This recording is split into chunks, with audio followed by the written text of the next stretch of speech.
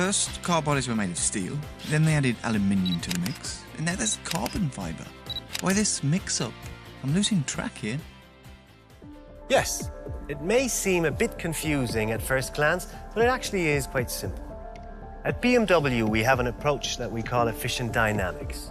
Efficient dynamics stands for all sorts of technologies in our cars that noticeably reduce emissions and consumption while simultaneously increasing the driving fun and the performance. One of these technologies, obviously, is lightweight construction. The idea is to reduce masses to create a more sporty road behavior. So why the material mix-up? We choose the given alloy depending on its function. A classic material in car manufacturing and also for car bodies is steel. Steel is very tough and it is very rigid, but it's also very heavy. Obviously, for a car like the new BMW i8, we want to avoid heavy. First, because the battery already puts some extra weight on the scale, and second, because it's a sports car.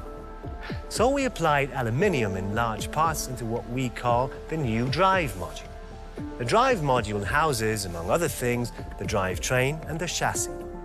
The use of aluminium saves up to 30% of weight compared to steel.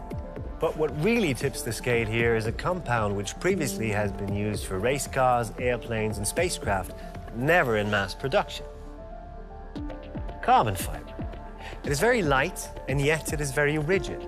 The so-called life module, which comprises the passenger's cabin, is almost entirely made of carbon fibre. This door structure, for instance, with carbon fibre beams and an aluminium skin, amounts to just half the weight of traditional doors. This weight-saving approach resumes even in the BMW i8's interior. The instrument panel, for instance, sits in a frame made of magnesium. This saves up to 30% of weight compared to customary solutions, and it makes the cell more rigid. So, all in all, despite the weight disadvantage typical for a plug-in hybrid car, I'm just saying heavy battery, the BMW i8 puts only 1,490 kilograms on the scale, perfectly in line with conventional sports cars.